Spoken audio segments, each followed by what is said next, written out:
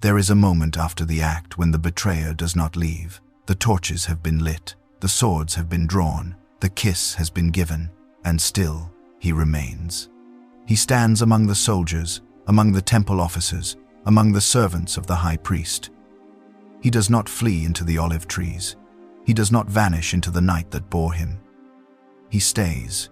He watches. The hands he kissed are now being bound. The face he greeted is now the face of a prisoner. And Judas Iscariot, who led them here, who knew this garden because his master often came here with the disciples, stands motionless among the captors.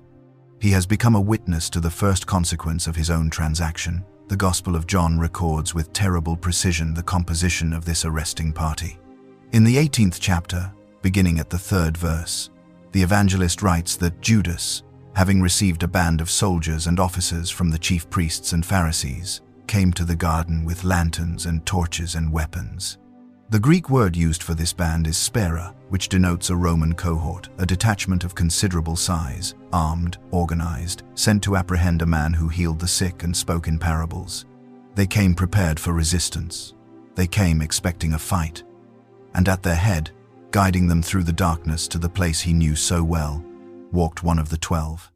The Gospel of Luke, in the 22nd chapter, tells us what happened next. Judas approached Jesus and kissed him. And Jesus said to him, according to the 54th verse of that same chapter, words that echo across centuries of theological reflection. Judas, do you betray the Son of Man with a kiss? It was not an accusation hurled in anger. It was a question that named the act for what it was. A question that gave Judas one final moment to hear the weight of his own choice spoken aloud by the voice of the one he was betraying. And then the arrest proceeded. The hands reached forward. The swords were raised. Peter struck the servant of the high priest and severed his ear. And Christ, in the midst of his own capture, performed one last act of mercy that Judas witnessed but could not understand. According to the Gospel of Luke, chapter 22, verse 51, Jesus touched the servant's ear and healed him. The man who had come to arrest him, the man who served the high priest who sought his death, the man who was merely an instrument, a hand holding a torch, a body in the crowd. Christ healed him. In the moment of his own binding, he extended restoration to one of his captors, and Judas saw this. Judas, standing among the cohort, standing with the officers, standing on the side of those who had come to take Jesus away, watched the hands that would soon be bound reach out and make whole what Peter's sword had severed. Mercy was given to the enemy, and the betrayer stood silent. St. John Chrysostom, in his homilies on the Gospel of Matthew, reflects on the remarkable restraint Christ displayed throughout this scene. Chrysostom observes that Jesus did not resist, did not call upon the legions of angels he himself declared were at his disposal, did not rebuke the soldiers or curse the betrayer. He allowed himself to be taken. He permitted the binding of his hands. And this permission, Chrysostom teaches, was itself a revelation of divine authority. The one who could not be held chose to be held. The one who could not be bound extended his wrists for the rope. And Judas, who had sold this moment for 30 pieces of silver, watched the voluntary surrender of the one he had called Rabbi. St. Augustine, in his tractates on the Gospel of John, deepens this reflection with characteristic theological precision. Augustine teaches that Christ was bound not because he could be overpowered, but because he willed to be bound. The ropes around his wrists were not the instruments of human victory, but the symbols of divine condescension. He who created the hands that tied him permitted those hands to complete their work. Augustine writes that the binding of Christ was the binding of omnipotence by its own consent, a mystery that the soldiers could not perceive, that the officers could not understand, and that Judas, standing among them, witnessed without comprehension. The betrayer saw the external act. He saw the torches, the weapons, the rope, the hands pulled behind the back of the Nazarene. But the interior reality, the voluntary descent of the Word made flesh into the custody of sinful men, remained hidden from him. He saw a prisoner. He did not see a sacrifice. The Gospel of John, in the 18th chapter, provides a detail that the other evangelists do not preserve with the same clarity. When Jesus was seized and bound, he was led first to Annas, the father-in-law of Caiaphas, who was high priest that year. The arrest was complete. The transfer of custody had begun.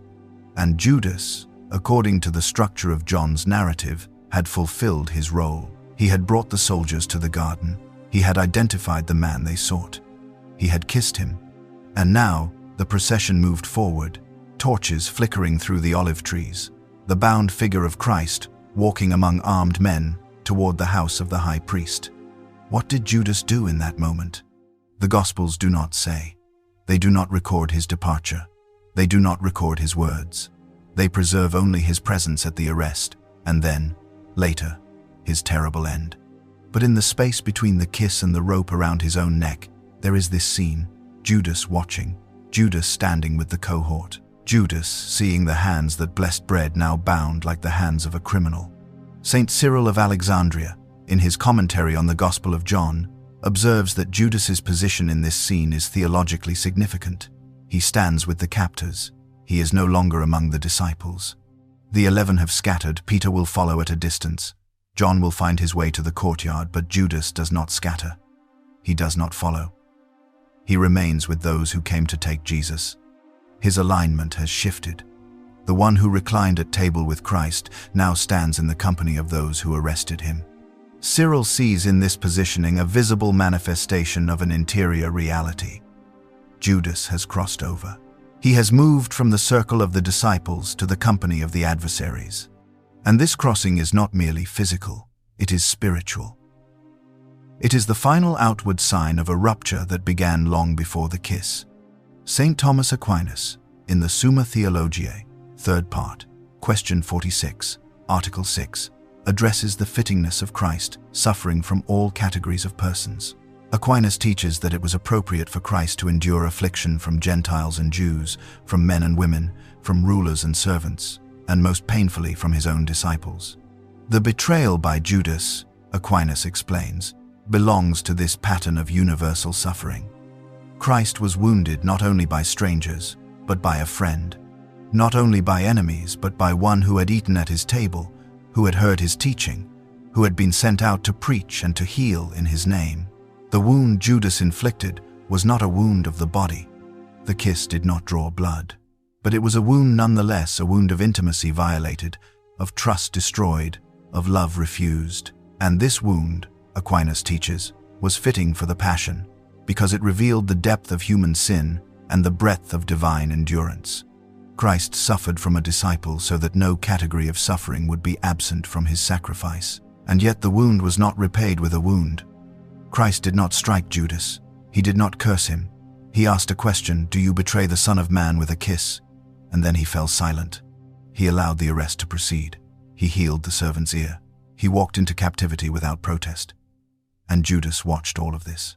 The man who sold him for the price of a slave witnessed the comportment of a king. The man who expected what? Resistance? Flight? Divine fire from heaven? Saw instead a silent surrender that made no appeal to justice, no demand for vindication, no cry of betrayal answered with betrayal. What does a man feel when he watches the consequence of his own act unfold before him? The Gospels do not tell us. They do not open Judas's mind to inspection. They do not narrate his interior collapse in this moment. They preserve only the external facts. He was there. He stood with the soldiers. He saw Christ bound and led away. But the theological tradition invites us to consider the weight of that witnessing. To stand in the garden, in the torchlight, among the armed men, and to see the one you sold being taken, this is not a neutral experience. This is not the detachment of a transaction completed. This is the beginning of a knowledge that will destroy the man who possesses it. Judas will later throw the silver back at the priests. He will later say that he has sinned in betraying innocent blood. But before that confession, before that futile return, there was this moment.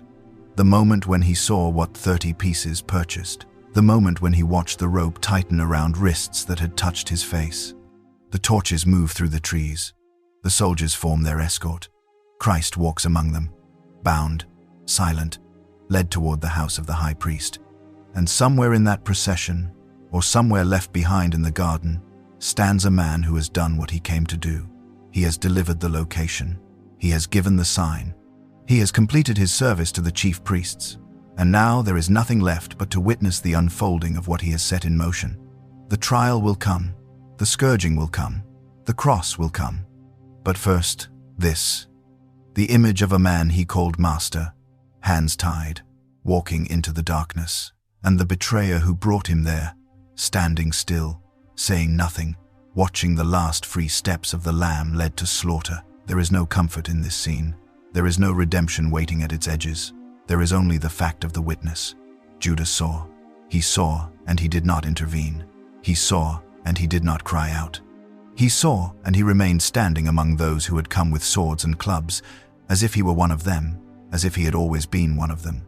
As if the years at Christ's side were a long preparation for this single night, when he would finally take his true place, not at the table, not at the feet of the teacher, but here, among the captors, watching the one he sold be led away into the jurisdiction of men who would kill him. The silver is still in his possession. The rope is not yet around his neck, but the scene is set. The first act of the passion has begun, and Judas Iscariot, apostle, treasurer, betrayer, stands in the Garden of Gethsemane, watching the consequence of his own kiss walk slowly into the night.